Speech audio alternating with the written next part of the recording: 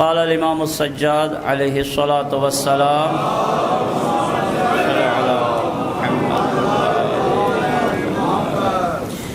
فأبان فضيلته على سائر الشهور بما جعل له من الحرمات الموفورة والفضائل المشهورة۔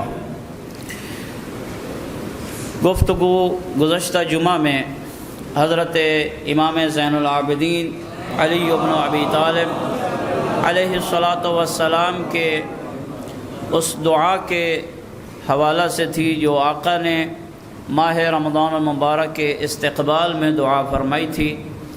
جیسا کہ عرض کیا تھا کہ امام سجاد علیہ الصلاۃ والسلام نے اپنے بابا سید الشہداء کی شہادت عظمیٰ کے بعد تبلیغ کا جو ذریعہ استعمال کیا تھا وہ دعاؤں کا ذریعہ تھا، جس میں آقا نے تمام معارف الہیہ، احکام دینیہ اور جو میسج اور پیغامات آل محمد کی طرف سے امت تک پہنچانے تھے وہ اپنے جد مولا متقیان کے طریقہ سے ہٹ کر، چونکہ انہوں نے خطبات کے ذریعے سے پہنچائے، لیکن چوتھے امام نے دعاؤں کو وسیلہ قرار دیا تھا۔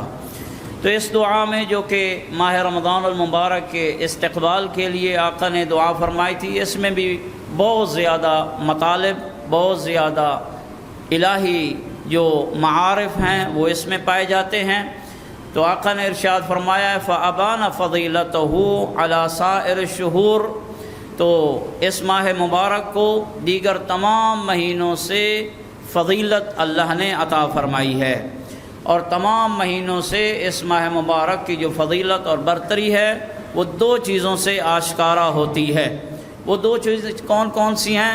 فرمایا بما جعل له من الحرمات الموفورہ والفضائل المشہورہ۔ ایک چیز تو یہ ہے کہ اللہ نے اس ماہ مبارک میں حرمات موفورہ رکھی ہے، اور دوسری یہ ہے کہ اس مہینے میں فضائل مشہورہ رکھے ہیں۔ کیا معنی ہے حرمات موفورہ کا اور کیا مطلب ہے فضائل مشہورہ کا؟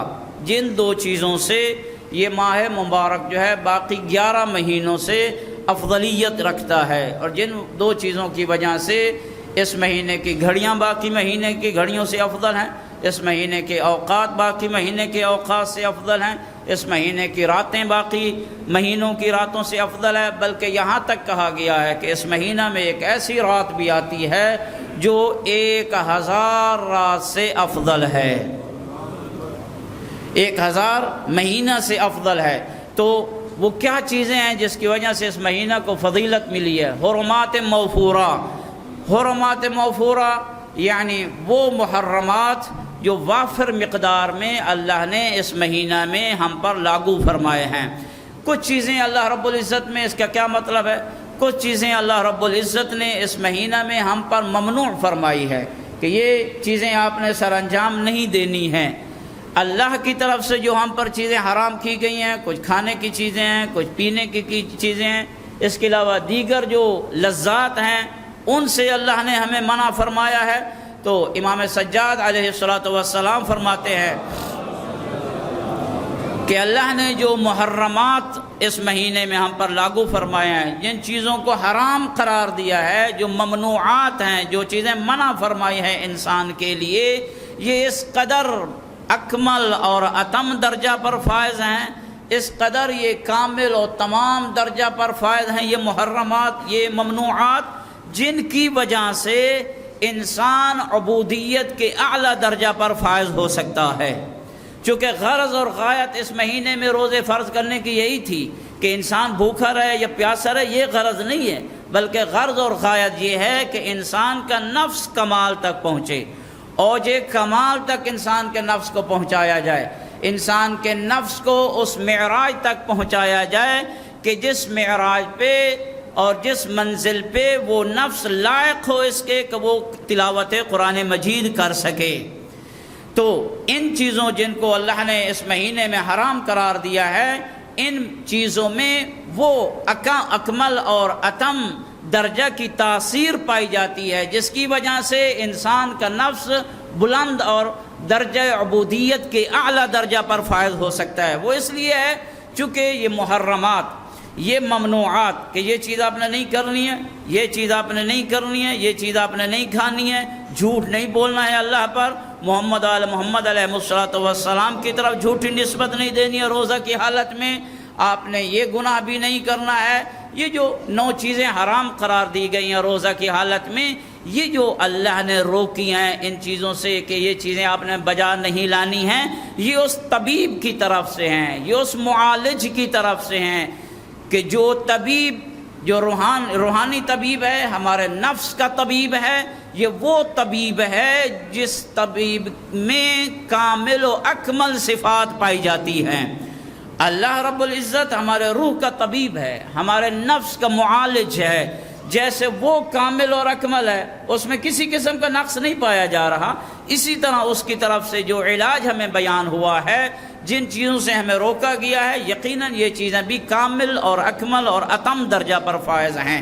یہ وہ وجہ ہے کہ جس وجہ سے اس مہینے کو اللہ نے باقی مہینوں پر فضیلت عطا فرمائی ہے کہ اگر اے حضرت انسان تو ان چیزوں پہ عمل کر لے گا، ان چیزوں سے اپنے نفس کو روک لے گا، ان چیزوں کو اپنے اوپر حرام قرار دے گا عملی طور پر، نہ یہ کہ زبانی اور کلامی طور پر، اگر تو نے یہ چیزیں اپنے اوپر لاگو کر لی، فقط فیشن نہ بنایا کہ میں روزے کی حالت میں ہوں اور پھر اس کے بعد جو ہے سحری اور افطاری اس طرح کی ہو کہ گویا وہ ایک بہت بڑے ولیمے پہ آیا ہوا ہے، نہیں، واقعاً جو روح روزہ ہے، جو اصل جو مغز روزہ ہے، جس وجہ سے اللہ نے ہمیں ان چیزوں کی طرف جو ہے متوجہ کیا ہے کہ اپنے آپ کو دور رکھیے، اگر آئے حضرت انسان تو ان پہ عمل کرتا رہا، یاد رکھیے تیرے اندر جو حیوانی خصلتیں پائی جاتی ہیں، ظاہر ہے کہ ہم انسان حیوانی خصلتوں کے مالک بھی ہیں، تیرے اندر جو یہ بہیمیت والی خصلتیں پائی جاتی ہیں، چوپاؤں والی خصلتیں پائی جاتی ہیں،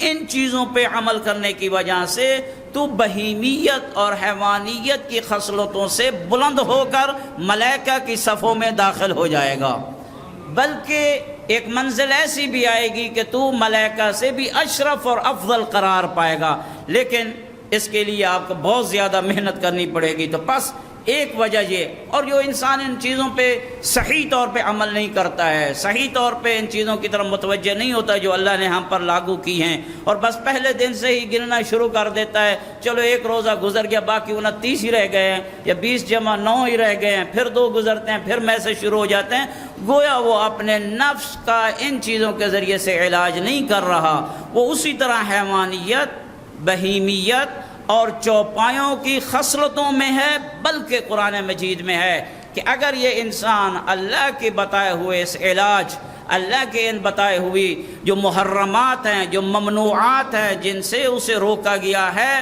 اگر وہ نہیں رکتا ہے صحیح طور پہ، معنوی طور پہ، تو وہ انسان حیوانوں سے بھی بدتر ہے، وہ چوپایوں سے بھی بدتر ہے، جیسے کہ قرآن مجید کی سورہ اعراف کی آیت نمبر 179 میں ہے، لہم قلوب لا یفقہون بہا ولہم اعین لا یبصرون بہا ولہم آذان لا یسمعون بہا اولئک کالانعام بل ہم اضل اولئک هم الغافلون۔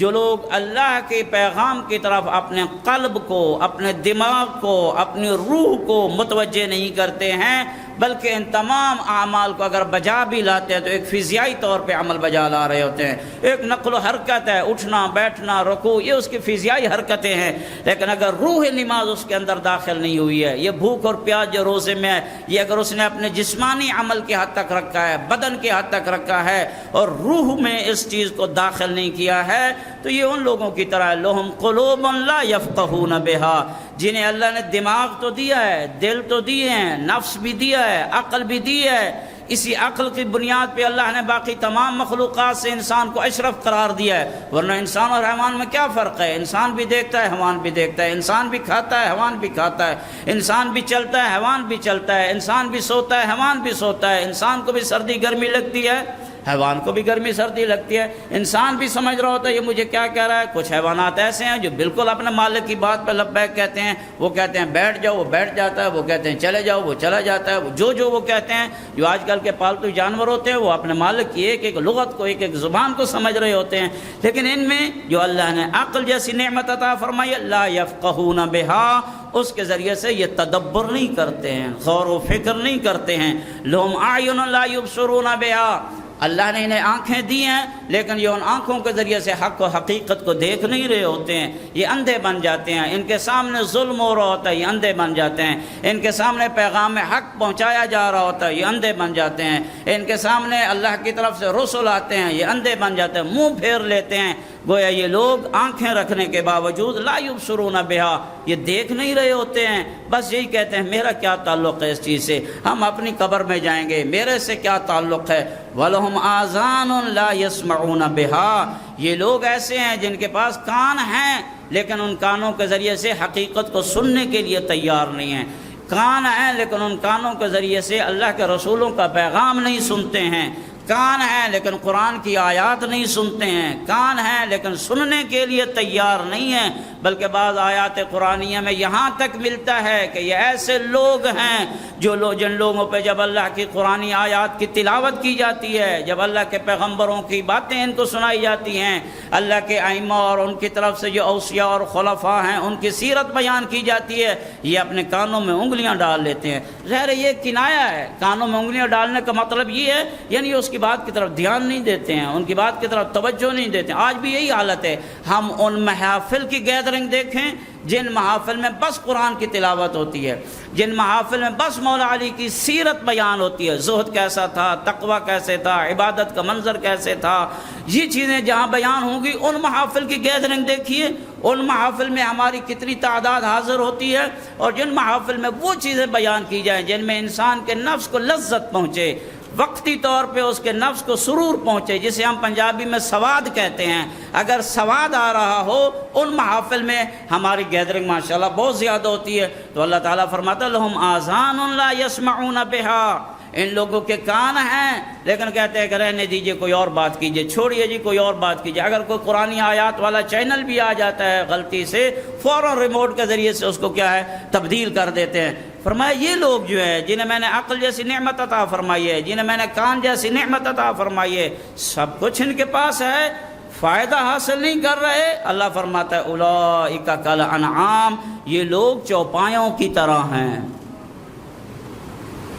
اور یہی وجہ ہے کہ جب حضرت امام زین العابدین علیہ السلام کے زمانہ میں خانہ کعبہ کے ارد گرد طواف کرنے والوں کی ایک کثیر تعداد موجود تھی، بہت زیادہ حجاج کرام موجود تھے، خانہ کعبہ کا طواف کر رہے تھے، ساروں کی زبانوں پہ یہی تھا لبیک لبیک اللہم لا شریک لک لبیک۔ اس وقت ایک صحابی نے چوتھے امام کو عرض کی یا مولا، آج کتنے حجاج آئے ہوئے ہیں، آج کتنے حجیج، جو حاجیوں کی جمع ہے، کتنے حاجی آئے ہوئے ہیں الحمدللہ۔ اس وقت چوتھے امام نے ارشاد فرمایا کہ یہ حجیج نہیں ہے، ما اکثر الضجیج و اقل الحجیج، حاجی تھوڑے ہیں، شور و شرابہ کرنے والے بہت زیادہ ہیں۔ بس زبان کی حد تک لبیک لبیک ہے، ہم بھی زبان کی حد تک لبیک یا حسین کہتے ہیں، ہم بھی زبان کی حد تک کہتے ہیں لبیک یا زہرا، ہم بھی زبان کی حد تک کہتے ہیں لبیک یا علی۔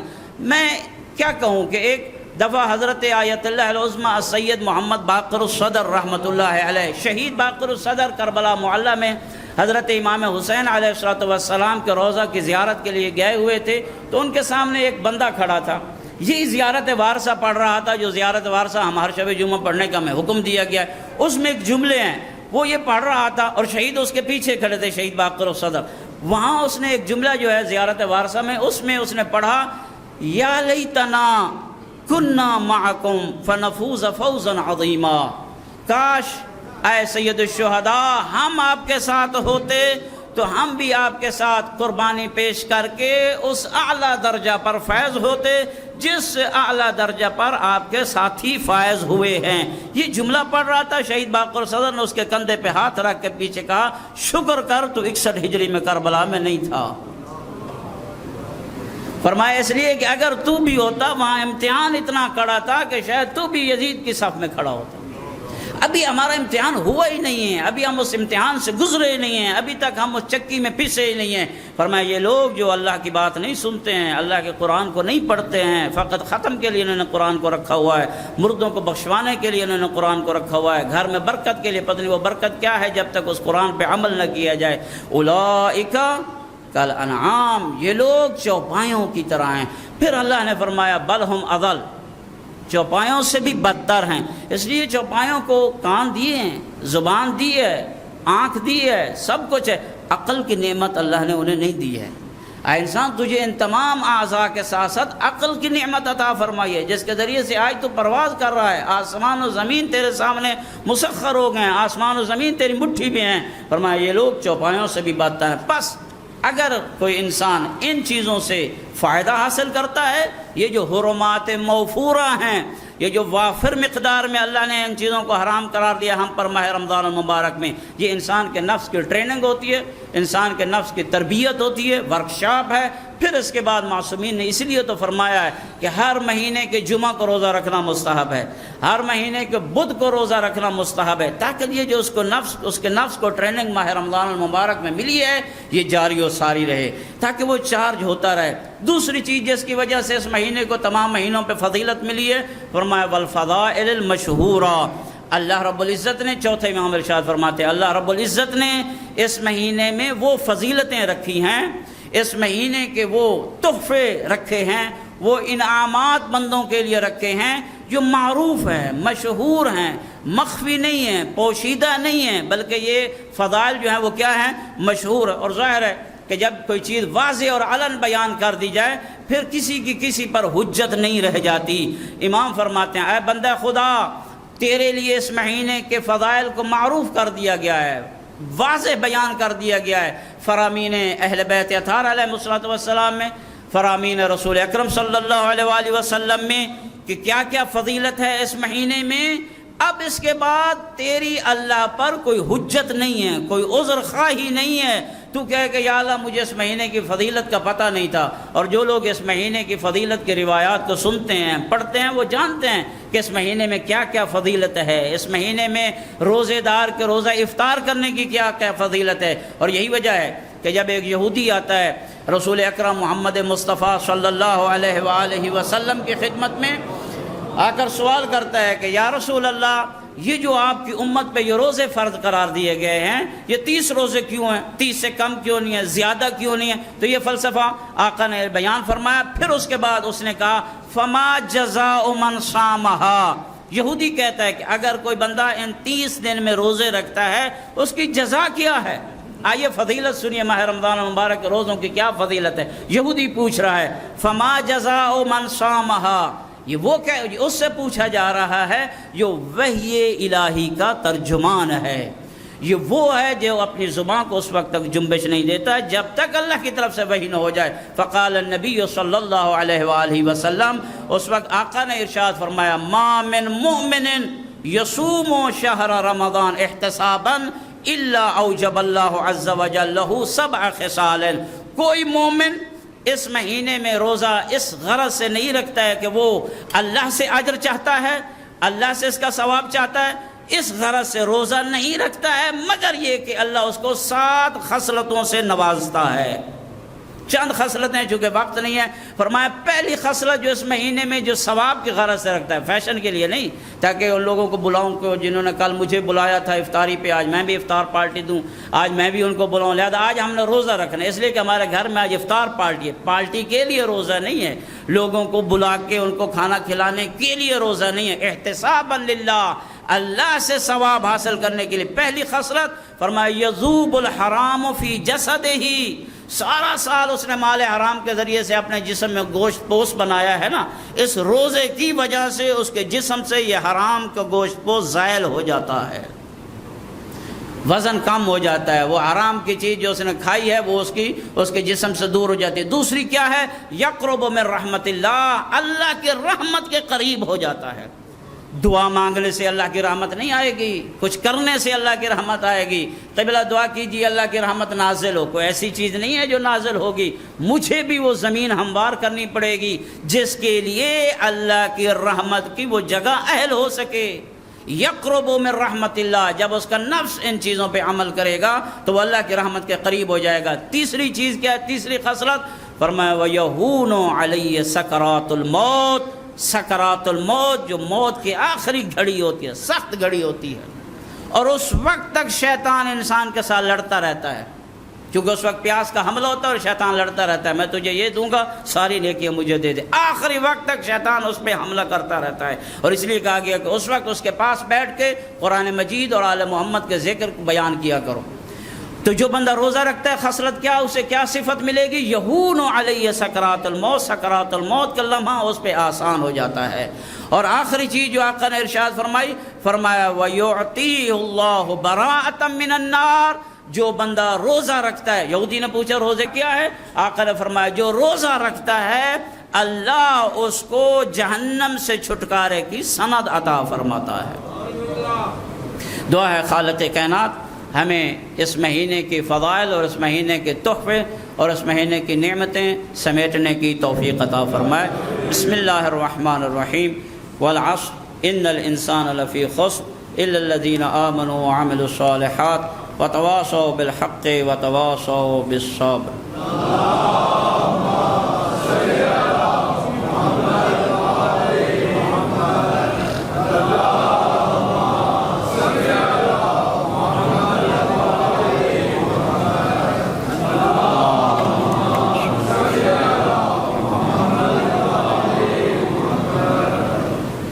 اعوذ باللہ من الشیطان اللعین الرجیم، بسم اللہ الرحمن الرحیم، الحمد للہ الذی لا الہ الا هو الحلیم الکریم، غافر الذنب وقابل التوب وهو الغفور الرحیم، سبحان من سبقت رحمته غضبہ وبسط الیدین بالرحمہ، سبحان من لم یکلف نفسا الا دون وسعها۔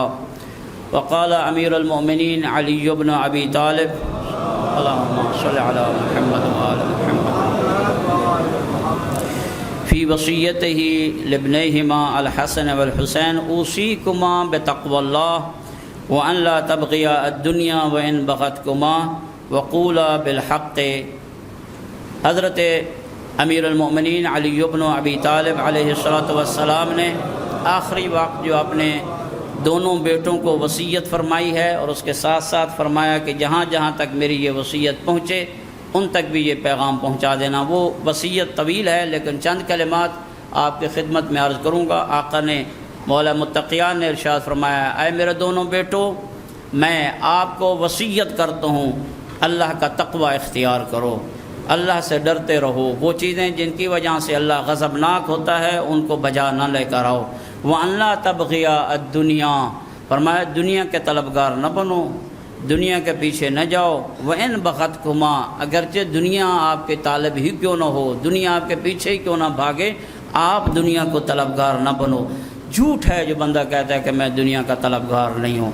در حقیقت فقط ایک ہی ہستی کائنات میں ملتی ہے کہ جو واقعاً جس نے دنیا کو ترک کیا ہے، دنیا نے اسے نہیں چھوڑا ہے، وہ بس امیر المومنین علی بن ابی طالب علیہ السلام۔ صلی اللہ علیہ وسلم۔ ائمہ معصومین علیہ السلام ہے جنہوں نے دنیا کو دھتکارا، ان کی چوکھٹ پہ دنیا آئی۔ آقا نے فرمایا دنیا کے خواہش مند نہ بنا۔ پھر آقا نے ارشاد فرمایا وقولا قولا بالحق، اے میرے بیٹو جب بھی بات کرنا حق والی بات کرنا، حق پرستار بننا، جہاں حق ہو وہی بات آپ نے کہنی ہے۔ پھر فرمایا وَكُونَا لِلظَّالِمِ خَصْمًا وَلِلْمَظْلُومِ عَوْنًا، اے میرے حسن و حسین بیٹو جیسا بھی وقت آئے آپ پر، لیکن کبھی بھی ظالم کا ساتھ نہ دینا، ظالم کے سامنے نبردآزما ہونا۔ وَلِلْمَظْلُومِ عَوْنًا، اور مظلوم کا مددگار بننا۔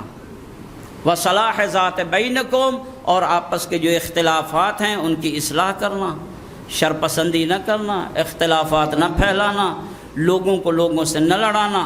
پھر آقا نے ارشاد فرمایا اللہ اللہ فی الایتام، کوفہ میں بیٹھ کے امیر المومنین کہہ رہے ہیں اللہ اللہ فی الایتام، میرے بیٹو یتیموں کا خیال کرنا، میرے بیٹو یتیموں کے حق کا خیال کرنا۔ اللہ اللہ فی القرآن، بستر شہادت پہ ہیں امیر المومنین، لوگ وصیتیں کرتے ہیں اپنے ترکوں کی، اپنی میراث کی، پتہ نہیں کیا کیا، آقا کی وصیت نامہ پڑھنے کے قابل ہے۔ آقا نے فرمایا اللہ اللہ فی القرآن، قرآن کا خیال کرنا، قرآن کی پاسداری کرنا۔ 21 رمضان المبارک تاریخ کا ایک سیاہ ترین دن ہے، یہ روز عاشور سے کم دن نہیں ہے، جس دن وہ ہستی اس دنیا سے گئی ہے جو بعد از رسول اس کائنات میں افضل ترین ہستی ہے، انتہائی سوگ کا دن ہے۔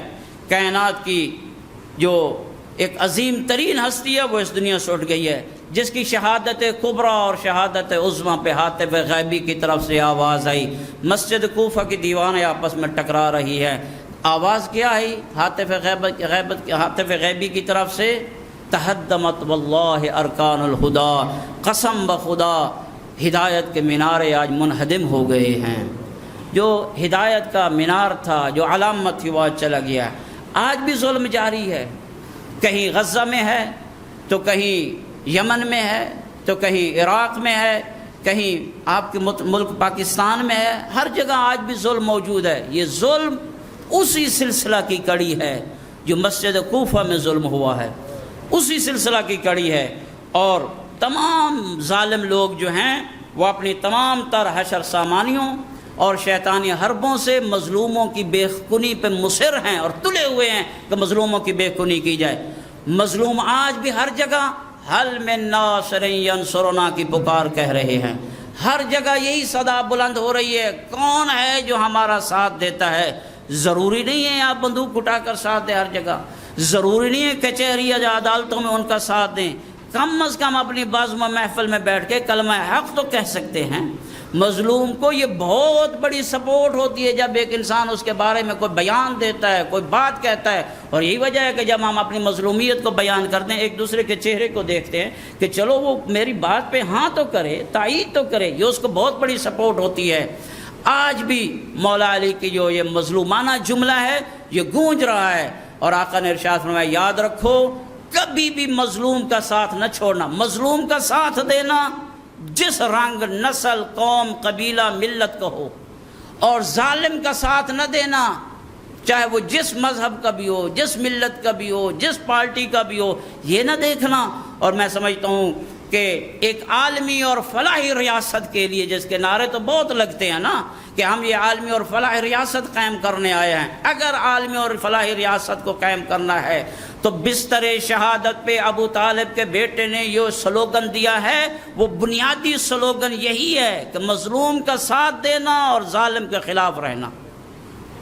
اس میں جو بھی آ جائے، میری پارٹی کا ہو جائے، چاہے مجھے ووٹ دینے والا ہے، چاہے مجھے اس منصب پہ پہنچانے والا ہے، میرے نعرے لگا، یہ چیز جو اس کے سامنے جو ہے وہ حائل نہیں ہونی چاہیے۔ آج غزہ و فلسطین میں اگر مسلمان پس رہے ہیں تو اس لیے پس رہے ہیں کہ ہم مسلمان آپس میں نبرد آزما ہیں، ہم مسلمان آپس میں ایک صف نہیں ہیں، کوئی کسی کا کہیں منہ ہے، کسی کا کہیں منہ ہے، اور وہ اپنے مفادات کی خاطر جنگ لڑ رہے ہیں۔ 57 ممالک ہیں، ہر ایک کے پاس اپنی فوج بھی موجود ہے، بہت بڑی فوج ہے۔ میں نہیں کہتا کہ وہ فوجوں کے ساتھ چلے جائیں، کم از کم ایک ایسی آنکھ تو دکھائیں جس آنکھ سے ایک مٹھی بھر فوج اسرائیل کی ڈر جائے۔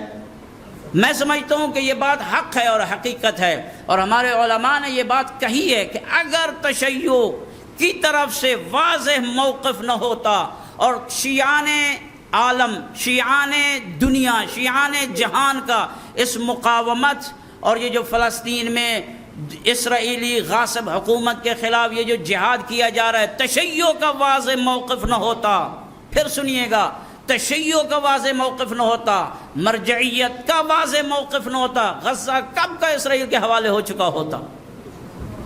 یہ حقیقت ہے۔ اس جملے کو تولنے والے، اس جملے کو پڑھنے والے جو پڑھنا جانتے ہیں، جو تبصرہ کرنا جانتے ہیں، وہ پڑھیں۔ کیسا فتویٰ دیا تھا آغا السید محسن الحکیم رحمۃ اللہ علیہ نے؟ انہوں نے فرمایا کہ آج کے بعد خمس نجف نہ آئے بلکہ خمس فلسطین کے مجاہدین پہ جائے۔ یہ کیسا فتویٰ دیا تھا آغا امام خمینی رحمۃ اللہ علیہ نے؟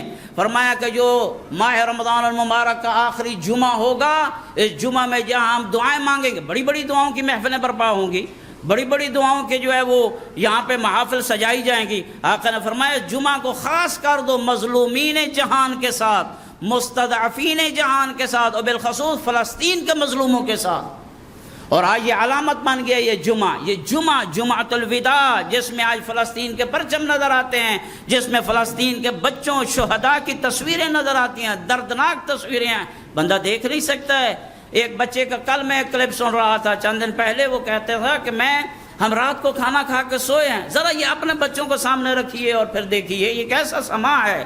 کہتے ہیں کہ ہم رات کو سوئے تھے کھانا کھا کے اپنے ابو امی باقی فیملی کے ساتھ, بس بمباری ہوئی. صبح جب میں ہسپتال آیا اور میں اس عالم مدوشی سے اس سے جب باہر آیا تو مجھے پتہ چلا کہ میں ہسپتال میں ہوں. نہایت نہتے لوگوں پہ بمباری. یہ کہاں کی جنگ ہے؟ یہ جنگ نہیں ہے, یہ ظلم ہے, یہ بربریت ہے, یہ دہشت گردی سے بھی کوئی آگے جملہ ہے تو وہ. لیکن بہرحال مجلس امن بھی خاموش ہے, اقوام متحدہ بھی خاموش ہے, روٹین کے جلسے بھی ہو رہے ہیں, روٹین کی بیٹھکیں بھی ہو رہی ہیں, کھانا پینا بھی چل رہا ہے. چند دن پہلے بھی مجلس امن نے قرارداد پیش کی ہے, لیکن ابھی تک اس کو اس دہشت گرد نے مانا نہیں ہے, نتن یاہو نے مانا نہیں ہے, ماننے کے لیے تیار نہیں ہے. تو غزہ و فلسطین میں قتل و غارت اس قدر ہو رہی ہے. وہ امان گاہ ہیں جن امان گاہوں کو جنگی قوانین کے مطابق پناہ گزینوں کے لیے وہ مختص ہوتی ہیں, وہاں بھی پناہ نہیں دی گئی, وہاں بھی ان کو امان میں نہیں رکھا گیا. ہسپتالوں پہ کوئی حملے کرتا ہے, ہسپتالوں پہ بمباری کی جا رہی ہے, امان گاہوں کو نشانہ بنایا جا رہا ہے. اور خود کون ہے؟ ایک غاصب ہے. خود کون ہے؟ ایک غاصب ہے. اور ہماری مرجعیت, چاہے نجف اشرف کی مرجعیت ہو, چاہے حوزہ علمیہ قوم کی مرجعیت ہو, جیسے میں نے عرض کیا ہمارے علماء نے ہر پہلو سے غزہ اور فلسطین کے مظلوموں کے ساتھ تعاون کے لیے اپنے بیانات بھی دیے, موقف واضح موقف بیان فرمایا ہے. اور آغا سیستانی حفظہ اللہ تعالی کا یہ فتویٰ روز روشن کی طرح عیاں ہے. آقا نے ارشاد فرمایا لا یجوز الشراء, خرید و فروخت کرنا جائز نہیں ہے.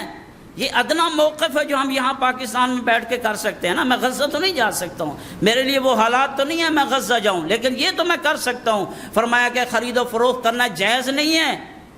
من الشرکات التي تذهب ارباحها الى اسرائیل, ان کمپنیوں سے جن کمپنیوں کے مالک اسرائیل ہے یا جن کمپنیوں کے پرافٹ اسرائیل کو جاتا ہے, ان کمپنیوں سے کسی قسم کی خرید و فروخت کرنا حرام ہے.